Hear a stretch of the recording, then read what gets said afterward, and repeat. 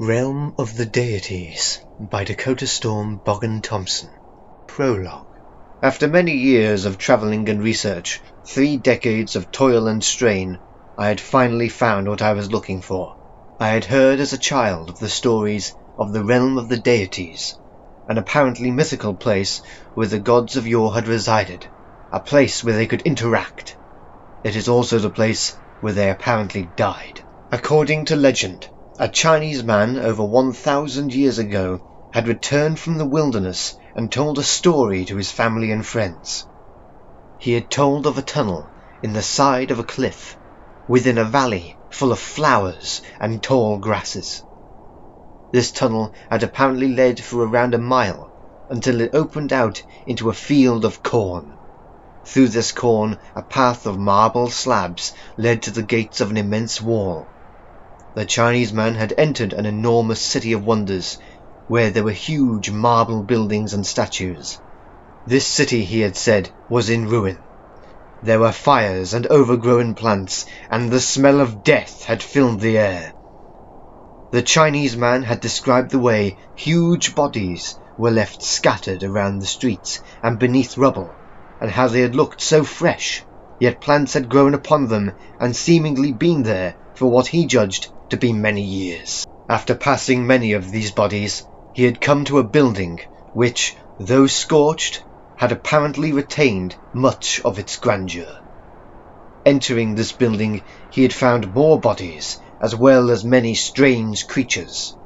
Seeing these creatures, he fled from the building and had raced back to the earth, and what he hoped was reality.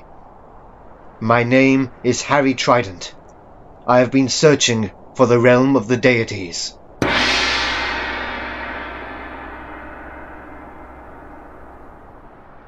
Part 1. My discovery occurred quite suddenly. I had been reading a book about the geographical changes that had occurred in the last 2,000 years in China. It was old and scuffed and scarred, but I had found it to be an interesting read. I was setting it down when I lost my grip on it, and as it fell, I swiped at it and managed to grab it by the front cover. As I raised it, I noticed that one of the pages had a folded corner. I had bought the book at a charity shop some years previous, and had always taken it with me in case I was bored. I read the page and discovered that it contained a surprising piece of information. An arrow pointed at a thin line, almost completely hidden from the air by trees. A small paragraph referred to the story that I'd heard many years ago, saying that it was almost impossible to find such things that were described in stories and legends. The photograph had been used as an example of the Chinese satellite system. Having heard accounts of the valley, I wondered if anyone had been down to this particular place. I began planning for my next trip to China. I would go alone and ask a guide to take me into this particular area. As we walked, I would blaze the trail every 10 feet or so with a canister of orange spray chalk. Once we'd arrived, I would pay the guide and ask him to leave. From that point, I'd be completely alone and would search for the tunnel which led to the Realm of the Deities. I had a feeling deep inside my gut, a feeling of surety. The valley was in the Wangguo forest. Using an online satellite view of the area, I judged that the valley would be approximately 1 mile from the nearest road. I would take with me a small metal kettle and a sieve, 3 weeks' worth of dehydrated food, a bar of soap and a flannel, 2 tubes of toothpaste and my toothbrush, a large box of tea, a small pop-up tent, a climbing stick, several changes of clothes, my lucky rabbit's foot, which I had had since I was a boy, a pair of binoculars, and a small case of sample tubes. I would also take with me a box of vitamin pills and a satellite phone. I bought my ticket on the internet. My flight was in 2 days, so I had plenty of time to prepare. I'd been camping since the age of 10.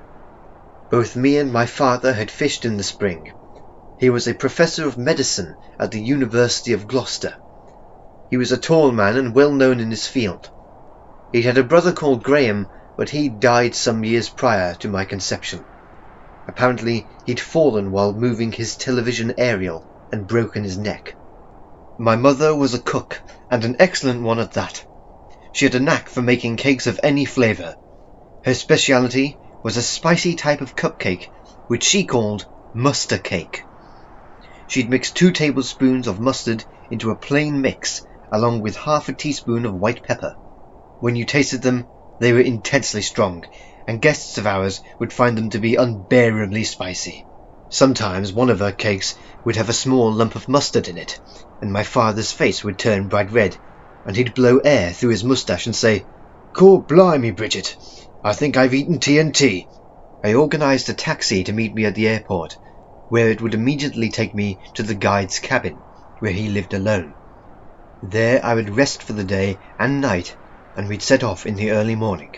My guide's name was Zhang Wei Tan Huang. He would be paid £12,000 in Chinese yuan.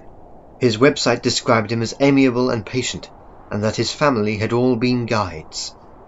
Several members apparently had led Wang Zhongyan, the last emperor of the Chinese 5 dynasties and 10 kingdoms, through a forest, when on an expedition to capture a pair of fire-throats.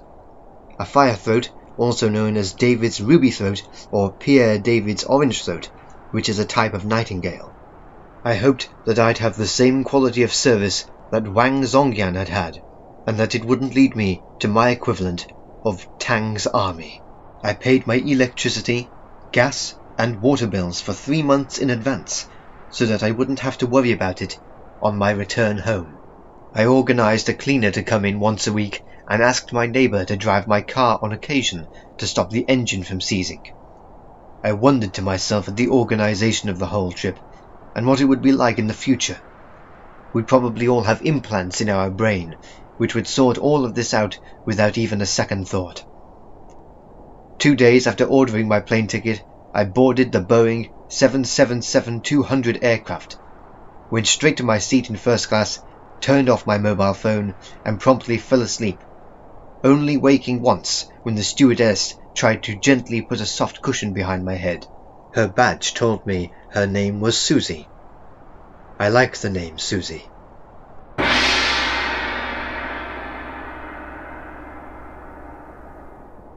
Part 2. I arrived at around 3 o'clock in the afternoon, Chinese time. My prearranged taxi was waiting for me in the car park at the price of 200 yuan, or £23.26. China is a funny old place, full of oddities and wonders. I'd been to China quite a few times in my life, searching for the valley with the tunnel which led to the realm of the deities. It never ceases to amaze. The Great Wall of China, for instance, built over time to protect against the steppe and their polities. The most well-known sections of the wall were built by the Ming dynasty. One wonder of China is the Leshan Buddha, the largest stone Buddha in the world. It even has its own drainage system to combat wear. The Qingping market is a funny old place. They sell the strangest of things. My own taxi driver was an oddity, I suppose. He didn't speak whilst we were driving, and he was large and bulky. His face was too small for his head, and his hands were as immense as those of the largest gorillas. It took us about an hour to reach my guide's home, a peculiar building. It had log cabin walls and a partially tiled roof. The rest was made of corrugated metal, possibly iron judging from the rust. A corroded Suzuki Carry sat wasting away in the driveway. A plastic sheet replaced one of the left-hand windows. The taxi pulled up 10 feet from the building, and the Chinese man got out of his seat and unloaded my luggage. The taxi was extremely well kept. There wasn't a speck of dust to be seen. Clearly he held a great deal of pride in his vehicle. I gave him his fare, and as I turned to walk away, the taxi driver grabbed my arm and pulled me towards him. Both of us were around 6'3" and powerfully built, but I sensed that he had a reason for his action. "Be wary," he said. "There are devils in this world, and those devils come in a variety of shapes and sizes, from the smallest insect to the mightiest man. We shall meet again. There is a reason for everything. Thank you, I returned. I'll remember what you said. The taxi driver got back into his car and drove away slowly. As I turned away from the road, I was greeted by a small, thin Chinese man with big round glasses. He smiled and said, "Welcome, I am Zhang Wei Tanhang. Please, call me Zhang and come in." He was a gangly man. I sensed an air of mysticism about him. I thought about what the taxi driver had said, and I was beginning to wonder if he was right. What did he mean about meeting again? The strange guide led me into the house, which was lushly decorated. The walls had old Chinese paintings and framed parchments which I recognized as some sort of religious prayer. A meal of shit-cake fried rice with water chestnuts had been prepared for me on a small table in the living room. The guide took my bags and transported them to my room, which was bare save for a bed mat and a lamp. The guide poured some rice wine for us both, and we ate in silence. Once I'd finished my meal, Zhang took my plate and raced to the kitchen. He returned almost instantly with a large silver dish of spiced chicken chunks.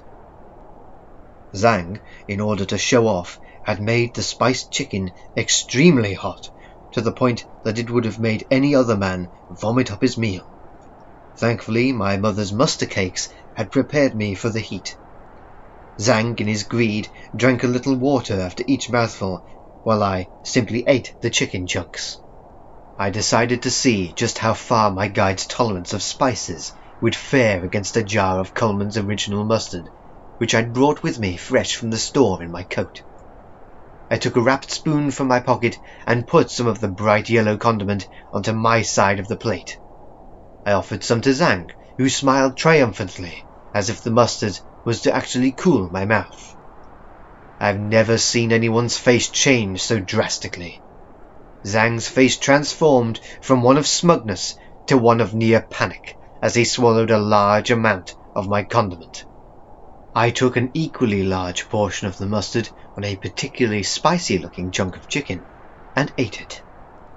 Zhang looked as though he had swallowed liquid fire. His face was contorted, his nostrils flared, his eyes dripped, and his face was drenched in sweat. I, on the other hand, took the heat of the mustard in my throat before stretching. "What do you think of my mustard?" I asked Zhang. "It is very strong," he replied. "How do you even eat it?" "I'm British," I said. I went and sat in a chair on Zhang's decrepit porch while he glumly washed up the dishes. Zhang finally came out with a large bottle of baijiu and 2 glasses. I could see that Zhang thought he could beat me at drinking. What he didn't know was that I had been the only one in my university who had been able to walk in a straight line after 6 triple whiskies. I asked Zhang how long the trek to the valley would take, to which he replied that it would take around 2 hours, as there were a few ridges and a great many fallen trees. After half an hour of drinking the baijiu, Zhang was senseless, and I was still relatively clear-headed. I watched the stars appear slowly, and I retired to bed, leaving the limp form of my guide to his own devices. I awoke at dawn and readied myself for the day. Once having used the toilet facilities to relieve myself of a very heavy weight, which I believe had been the result of the previous night's meal, I dressed and went straight to the kitchen, where I made quick work at making 2 plates of bacon, eggs, and toast. Zhang stumbled in groggily from the porch and sat down at the living room table. "Sleep well?" I asked. Zhang looked at me with a look that could have killed. Straight before, he ran to the bathroom and vomited. When he returned to the table, I had begun to pull out my papers from a small case from my left breast pocket, so that I could study them. Some were photographs, and others were accounts of the valley. Zhang ate his meal in silence. Once finished, he washed the dishes and went to his bedroom and came back 10 minutes later, fresh and like a different man. "So," he said, "when do you want to leave?" "Now," I said. I only need to collect my backpack and suitcase. Within minutes, we were walking through the Wanguo forest. Whilst walking, Zhang asked about what it was like in Britain and if I was married. I told him that Britain was a fine place to be when it wasn't affected by right-wing politics. I had been married once to a girl called Susan Cranbert, a beautiful woman with an excellent way with words. Sadly, she'd had schizophrenia and had thrown herself in front of a train. I'd been absolutely devastated. My life stopped for a whole year. As we walked on, I sensed a third presence. It felt like we were being followed. We crossed small streams and ridges and rocky places and climbed over large fallen trees. We had set off at around 6 in the morning, and we arrived at the valley at about 8:15. Once there, I hunted about for a small stream, which I discovered a short way from where I had decided to build my camp.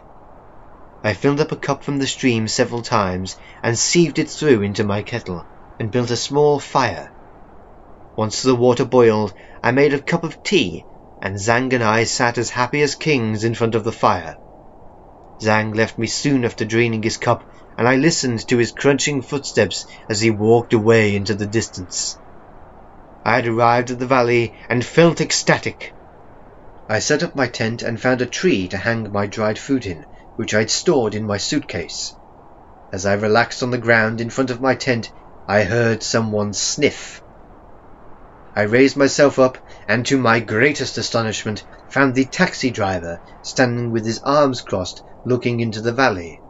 I knew that we were going to meet again, but I didn't think that it would be so soon, I said. I stood up and looked at him more closely. His facial features seemed to fit his face better than they had done previously, and he looked thoughtful. "What's your name?" I asked. "My name is Gaigu Fengbeo Zanshi. Yours is Harry Trident," he replied. "Please, call me G." "Well," I said, "what are you here for?" "I am here as a bodyguard and a guide," he replied. "I know about the realm of the Deities. It is a dangerous place. I found myself lost there one day as a small boy." "What was it like?" "You shall see soon enough." "When can you take me to the realm?" "Now," G said simply. "Let's go then," I said, putting on my leather coat and tweed trilby. I collected my equipment, comprising of a thermos flask, a powerful torch, 2 days' provisions, a hiking stick, a sleeping bag, and a machete for chopping away plants that might block the way.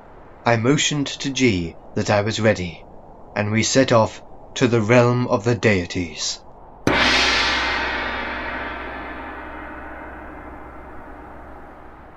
Part 3. We hunted around the small valley for about half an hour before we found the mouth of the tunnel. The mouth was covered in small bushes and grasses and a thick layer of Parthenocissus tricuspidata, a flowering plant from the grape family. We made a small gap in the plant curtain and passed through. G closed the gap back up to hide our trail. When I inquired why he had done this, he explained his suspicions about Zhang as we walked in the tunnel. "He is not a good man, and he is not of a good family. It is said that his 24 times grandfather made a deal with a powerful Jaeguar, or a demon as you would say. A demon who is called Qi Chuzia, Emperor of Chinese and Japanese demons. The deal was written in the blood of a virgin princess on a piece of dried flesh from the back of China's first emperor, Queen Shi Huang, and signed with the blood of the demon emperor's favorite steed, which was called Leng. The deal was that if Zhang's 24 times grandfather found the tunnel leading to the realm of the Deities, this tunnel, then he would not hold his soul and his family's souls to ransom, and he would give their bloodline the ability to find any place at any time. Just out of interest, I said, what was Zhang's 24 times great-grandfather called? Zhang Wei Tanhuang, G replied. Traditional family name? I queried. The same man, said G. Oh dear, I said. The tunnel was dark, so we used my torch to find our way. Small stalactites hung from the ceiling, but did not hinder our path. My torchlight glistened off the wall of the tunnel. Small minerals and gems were embedded in the walls, floor, and ceiling. Some were rubies, and others were emeralds, but I felt no interest in them. I simply wanted to find the realm of the deities and discover if the supposed fiction was actually fact. G stopped, picked up a large stone from the floor, and threw it ahead of us. A harsh twittering reached my ears, and we hurried forward. In the ground was a circular hole, within which was the remains of a crushed centipede creature. "My goodness," I said. "Do you know what you just killed?" "A monster," said G. "No," I said, "an Arthropleura, an extinct centipede from the Carboniferous period." "I fail to see the problem," my companion stated. "Never mind," I said. "Let's carry on." We walked along the tunnel for about an hour before we took a rest. "We are not far from the exit," said G. "We should carry on. There are more monsters that protect the tunnel, which I remember from my first coming here." I began to rise with G when all of a sudden something dropped onto me. A huge creature seized my arm and started trying to bite me. Luckily, my coat was made of leather and designed for wear and tear from climbing. G grabbed the creature by its back and crushed it to death. Further inspection of the monster revealed it to be a horribly mutated version of the Australasian bird-eating spider, otherwise called the whistling spider, which comes from its ability to hiss when provoked. This spider was the largest of its kind that I had personally ever seen. It was 2 feet in diameter and half a foot deep. We hurried on down the tunnel and soon saw light. Strange light. Long, thin stalactites broke away as we ran through the tunnel. We exited the tunnel and stared around at the shocking spectacle before us. The realm of the deities, said to be a place of undisputed beauty and splendor. That was certainly not what G and I saw. The mountains had been transformed into slowly seeping volcanoes. A deep rumble echoed through the air. The ground was covered in a black scab of cooled rock and veined with rivulets of molten lava. The air was heated to a nearly unbearable temperature and caused both me and G to sweat profusely. I could feel the beads of moisture form and drip down my face. All around us was a scene of which the most imaginative mind would struggle to recreate. Demons strode around and chewed on soft white flesh. These demons were horribly obese. Huge rolls of fat hung from them in 3-foot lengths. Smaller demons scurried around their obese comrades. The white flesh came from a long table where a creature, which was a mixture of bat and human, sat cutting various pieces of skin from a huge man. I believe this man was of the deities, for it was handsome and looked strong and noble. When the bat demon cut off the flesh from the thighs, upper arms, and belly, he threw the body into a pile of other bodies, the occupants of which seemed to be slowly regenerating, creating a never-ending food supply. Some demons were practicing torture on some of the dead deities, seeing which parts moved when they burned certain nerve bundles with white-hot spikes. Others were fighting amongst themselves, while others were feasting on the over-fattened bodies of various heinous demons. Shadows seemed to fly in the air like tortured souls. A constant droning of screams like an unholy choir, of which it likely was, filled the air. Truly the sights were terrifying. G's face was one of sorrow, pain, anger, and disgust. Yet he showed no fear. If it hadn't been for the assurance that my Chinese friend was there, then I would have likely turned and fled. My eyes drifted across the demon-filled landscape and soon settled on one that is familiar to all the men and women of the world who know of it. "Look," I said quietly to G, pointing in the direction of the terrifying sight. "By Pangu," G mumbled to himself. Pangu is the first living being and creator of all others in some Chinese mythologies.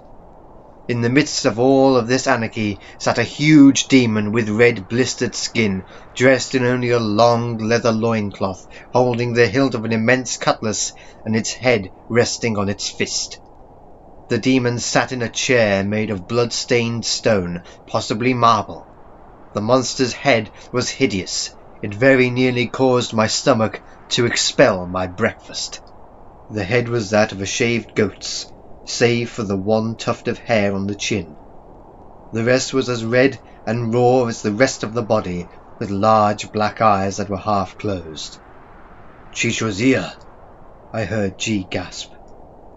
I restudied the huge form and whispered to G, better known as Lucifer.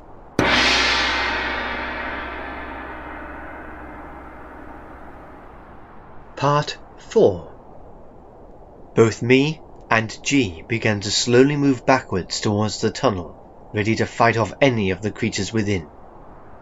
We began to turn around to face our escape route when a blade came whistling between our heads, causing us to freeze in astonishment. Zhang stood in front of the mouth of the tunnel, with an evil grin pasted on his small Chinese features. In one hand he held a shining cutlass, while the other was poised over a bag of small knives. His torso was armoured by a Spanish conquistador body shell, and his arms and legs were sheathed in woven wicker plates. Truly, he looked ridiculous. "Zhang," I said, "why do you block our path from this terrible place?" "No one is permitted to leave, otherwise my soul is taken by Chichozia, and my body and mind are stripped of their immortality, leaving me to be but a mere mortal like you." "He looks ludicrous," said G. "What did you say?" exclaimed Zhang. "We both think you look preposterous," I said. "I will kill you for your insult," Zhang stated. "I shall hang your vitals over my doorway for 20 weeks. G and I began to chuckle. "You laugh?" shrieked Zhang. "You shall suffer for this." A rumble filled the air, and when I turned around, Chichuzia had sat straight up in his immense seat and had crossed his arms. "Zhang, be silent," boomed the Emperor Demon. "Both of these mortals deserve a chance to leave." "No!" yelled Zhang. "The British one has already beaten my family's most treasured test of endurance." "Do you mean that quite mild chicken meal that you provided when I first arrived at your ramshackle hovel?" Zhang raised his sword and came at me with incredible speed. I stepped to my right as soon as the furious Chinese man came within a foot of me. "Stop!" yelled Chichuzia. "You will do as you are told." Chichuzia raised one open hand and closed it quickly. Zhang's sword disappeared in a puff of smoke. "No!" he said. "Do not take away the chance at killing my antagonists." "I will do as I please," said the Emperor Demon. All of the demons had stopped moving and were staring at us in anticipation. "I will give both of these mortal men the opportunity to leave. Only one of them may fight. I will strip you, Zhang, of your immortality, and you shall face your opponent with only your body." "I will fight him," said G. "No," I said. "I will." "How do we decide which one shall fight?" said G. "We shall flip a coin," I stated. I took a 2-pence piece out of my pocket, asked G which side he chose, to which he answered that his choice was heads. I flipped the coin high into the air, caught it, and slapped it onto the back of my arm. The result was tails. I would fight Zhang. "It is decided," boomed Chichuzia. "Tails wins." Zhang sweated furiously in the heat, and slowly took off his armor and knife bag, while I took off my leather coat and tweed trilby hat. A group of demons had formed a 20-foot perimeter around us, and one particularly ugly creature held G by the shoulder. "Fight," said Chichuzia. "for your souls." Zhang began twitching, and I watched him move towards me with quick, unpredictable movements. As he reached me, I grabbed him by the fist, which he had thrust towards my chest, and span him around several revolutions before letting him sprawl to the floor. Before he rose, I stripped my shirt off and raised my fists.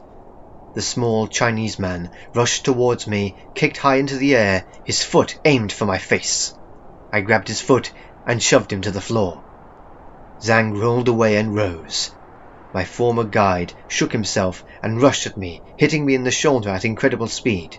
I stumbled to one side but quickly regained my calm composure. "Your opponent seems to be a better fighter than you, Zhang," laughed Chichu's ear.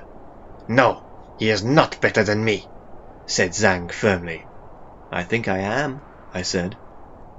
The infuriated Chinaman rushed me, and I felt several quick punches to my chest and left shoulder.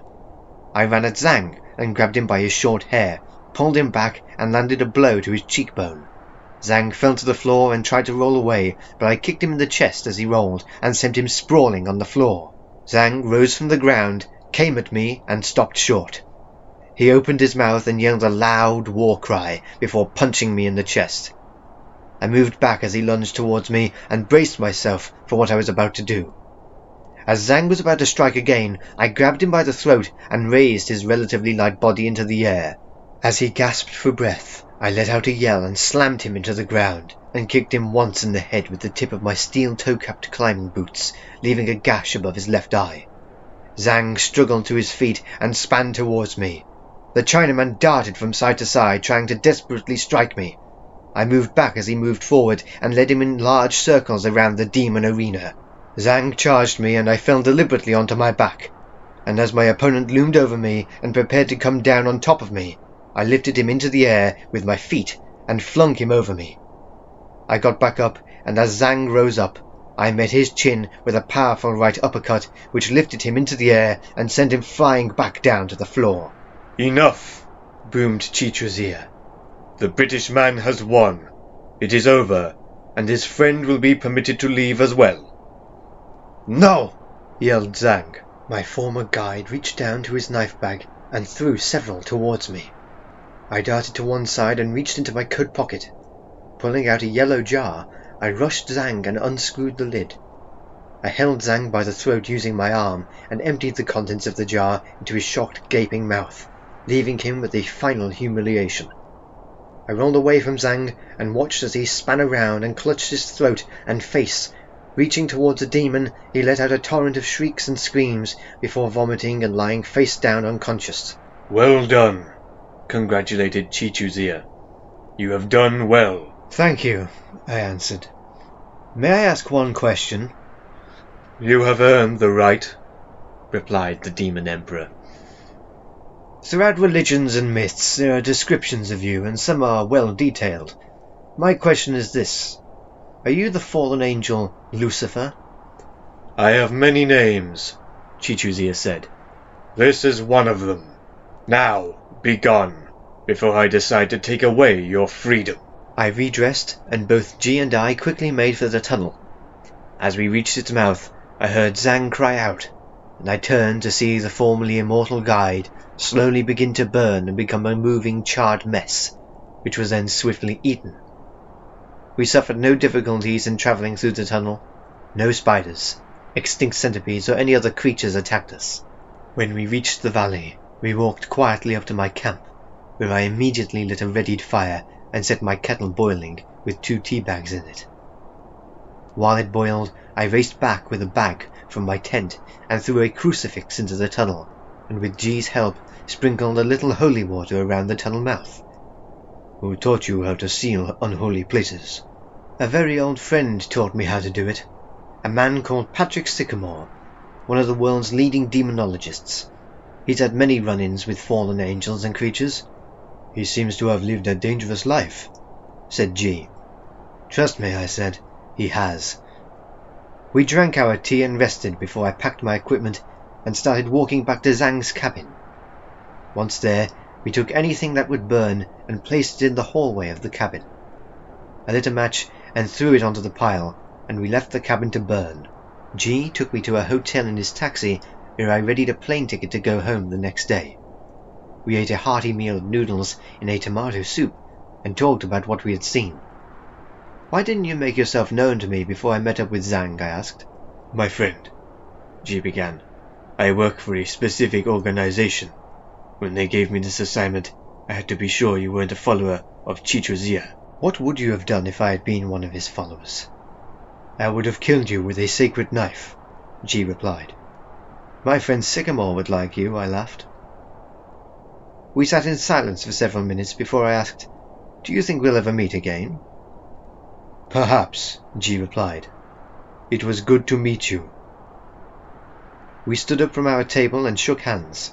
I went to my hotel room to rest, while G left the building and drove off in his taxi.